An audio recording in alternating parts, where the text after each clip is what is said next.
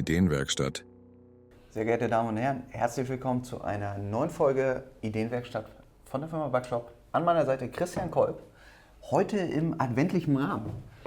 Ja, also für diese Jahreszeit hast du mir ein tolles Thema gegeben, wie man Bäckerbrötchen nochmal so einen Feinschliff geben kann. Und auch in dieser Jahreszeit wollen wir auch was Krosses, Warmes essen. Wir haben dann viel mehr Spaß daran, den Tag zu durchleben. Ich bin gespannt. Ich habe erst gedacht, ihr hättet vergessen, heute Morgen das Aufbacken zu übernehmen und ihr wart ein bisschen nachlässig. Hab dann aber gedacht, irgendwas wirst du dir schon gedacht haben, irgendwas werden wir daraus zaubern. Ich finde es cool, dass wir es mit einem Bäckerbrötchen machen. Eigentlich unser absoluter Klassiker. Bäckerbrötchen geht zu allem, geht immer.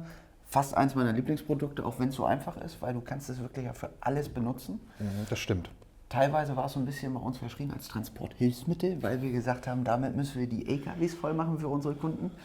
Und jetzt gucken wir uns mal an, was wir daraus machen können. Ich bin gespannt. Ja, also Transportmittel finde ich auch ein gutes Stichwort, weil es transportiert mir ja auch Genuss. Und da möchten wir ja heute auch nochmal mit allen Zuschauern hin. So soll es mal aussehen. So wie du es mir hier gegeben hast. Das ist schön kross, das hört man und es knackt schön. Dann bin ich ready. Dann kann ich loslegen und belegen. Dann kann ich es noch in einem Highspeed-Ofen, auch von mir aus auch gerne im Kontaktgrill noch mal kurz erwärmen. Aber ich kriege das Innere dann nur minimal zu dem, was ich heute erreichen möchte oder auch von der Wärme her rein. Im Highspeed-Ofen geht es, weil ich noch mit einer anderen Technik reingehe, aber im Kontaktgrill wird es dann nicht gehen, dann bleibt es innen drin kalt. Und du meinst, dass wir das so richtig schön... Ja, man muss halt nur ein bisschen Zeit mitnehmen. Wenn ich das Bäckerbrötchen aufschneide, also wir haben es ja hier auch, dann können wir das auch ruhig mal hier zeigen, dafür haben wir es ja. Ist das ja schon doch sehr ähnlich. Das heißt, wir haben ja zwischen diesem und dem Brötchen ja nur 12, 15 Minuten Unterschied bei einer weiteren Backzeit, damit das Rösche entsteht und innen drin ist es dann deutlich fluffiger. Jetzt ist es kompakt. Ich bin gespannt. Das ist das Interessante und dann versteht man auch, warum man es nochmal aufbacken sollte, weil hier kaut man dann sonst nur auf einer Breimasse rum und das würde ich eben dann mit dem Kontaktgrill schaffen. Das lege ich jetzt mal zur Seite. Und was ich jetzt hier machen möchte, ist eine Technik, die habe ich mir aus den Niederlanden abgeguckt. Und da gibt es ja die Toasties. Ja. Und Toasties werden erstmal mit Butter überall eingestrichen, und innen und außen. Und dann fängt man an zu belegen und dann backt man es aus. Das heißt, ich kriege da nochmal einen ganz anderen Flavor rein. Deshalb zeige ich es dir einmal. Du nimmst, also wenn es aufgeschnitten ist, hier schon mal überall Butter dran. Das ist sehr, sehr, sehr wichtig. Da sparst du auch nicht, ne? Nee, Butter braucht man nicht sparen. Ihr habt ja auch hier ein paar gute Leute überall am Start, die wissen, warum man Butter nimmt. So. Und wenn das innen, also außen schön eingestrichen ist, dann müssen wir das auch noch innen machen. Und da du ja mein guter Kollege bist, darfst du das machen, dann habe ich nicht so Darfst du heute Abend damit entscheiden. Ja, dann habe ich dann die sauberen Hände. So, jetzt bitte innen auch und wir können ruhig 2 machen, weil ich nämlich 2 Varianten mache. Voilà, Monsieur. Das legen wir mal da. Was habe ich mir überlegt?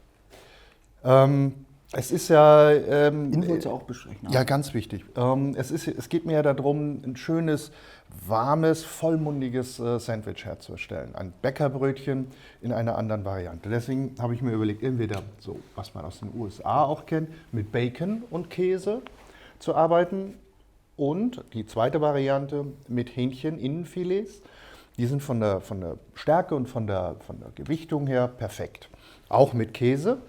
Jetzt kann man überlegen, ob ich nur ein Standard gekochtes Ei nehme oder, und jetzt kommen wir so richtig in den Flow rein, wir gehen mit einem Spiegelei rein. Ja, wenn wir das natürlich pressen, wird wahrscheinlich das Ei platzen, was aber in Ordnung ist.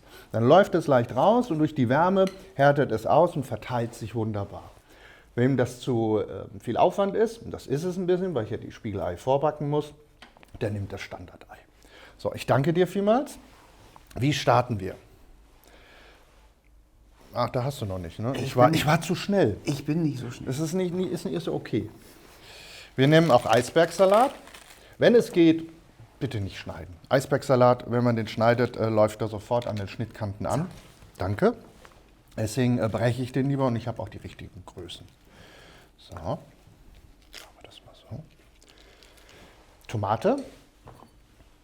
Entweder eine frische Tomate oder so wie hier, ich hole es mal rüber, so halb getrocknete. Nicht die ganz getrockneten, die sind zu hart in der Regel, zu salzig. Die haben sehr viel Frucht. Wenn ich eine frische Tomate nehme, auch schauen, dass es nicht zu dick geschnitten wird.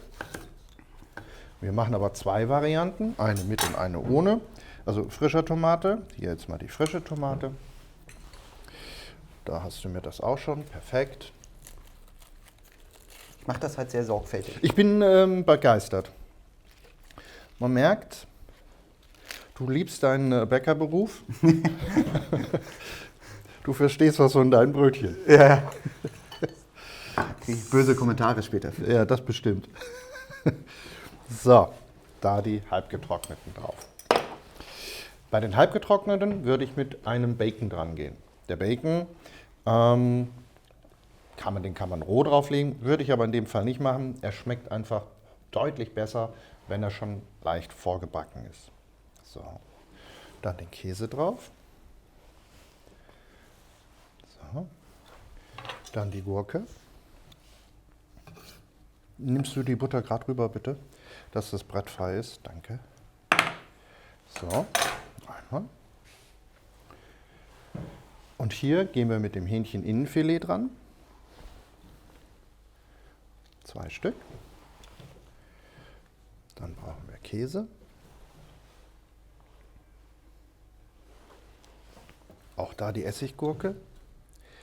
Diese Säure und diese Frische von der Essiggurke, also ich mag es sehr. Ich bin gespannt. Das ist mal wieder ein kleines Monster, was du hier belegst. Ja, wie üblich. Aber der Vorteil ist, da ich ja ein Presswerkzeug habe, wird das Monster wieder klein.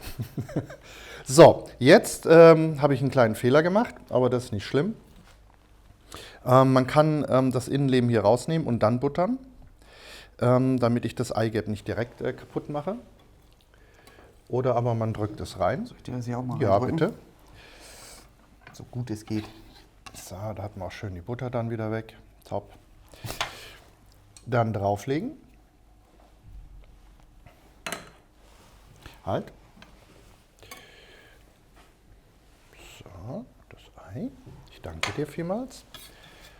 Ist immer gut, mit Butter kann man so schön Sauerei machen. So, jetzt darf ich dich bitten, den Kontaktgrill zu öffnen.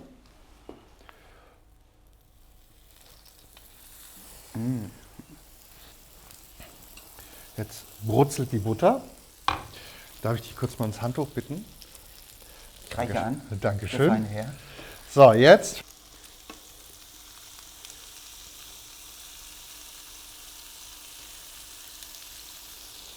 Das war's. Jetzt lassen wir das 3 bis 4 Minuten. Ja, das kommt ein bisschen vor, aber es stoppt. Das habe ich auch schon ein paar Mal getestet. Jetzt lassen wir es 3 bis 4 Minuten schön backen. Währenddessen fangen wir an, unseren Teller vorzubereiten. Komm gerne wieder rüber auf deine angestellte Ja, gerne. Seite. Ich mag es gerne mit einem Dip. Ich habe verschiedene Möglichkeiten, was den Dip angeht. Eine Mayonnaise, da gibt es auch verschiedene Möglichkeiten, die mit Yuzu oder mit Zitrone oder hier wie mit Wasabi, Ketchup oder Chili-Soße. Alle 3 sind perfekt dafür. Man kann auch ein Eiweiß dazu nehmen. Sehr, sehr gut. Was ich gerne mag und weil ich es auch so in England oder auch in den Staaten gelernt habe, immer so ein paar Chips dazu. Ja. Hat man ja auch beim Club Sandwich. Kann man nie genug von haben. Dann geben wir einfach mal, geben wir mal einen Ketchup drauf. Man kann noch ein bisschen Krautsalat dazugeben. So. Und wenn es fertig ist, servieren wir das. Das zweite Brötchen.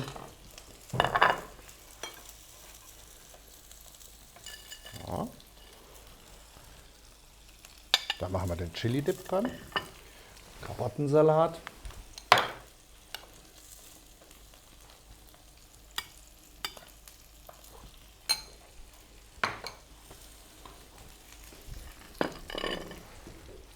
So.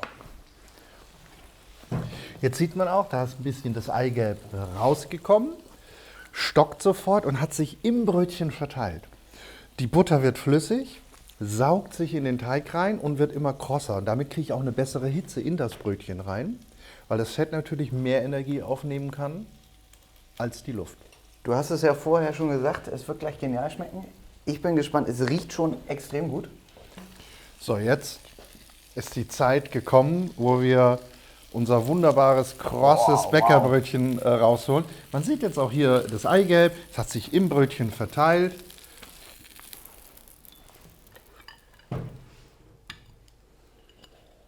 Und viele sagen, ja, es sieht ja aus wie ein Panini. Nein, es sieht aus wie ein perfektes Bäckerbrötchen aus dem Da müssen Kontaktgrill, wir im oder? Marketing nochmal überlegen, was wir daraus machen können. Aber Und der das Vorteil schon- ist, trotz dass ich jetzt im Kontaktgrill mit Wärme gearbeitet habe, der Salat bleibt grün Ja. und einigermaßen kross. In einem Highspeed-Ofen wäre der Salat jetzt weich. Deswegen mag ich es gern darüber, ist ein bisschen mehr Arbeit, man hat es aber auch schnell sauber, soll jetzt nicht das Problem sein.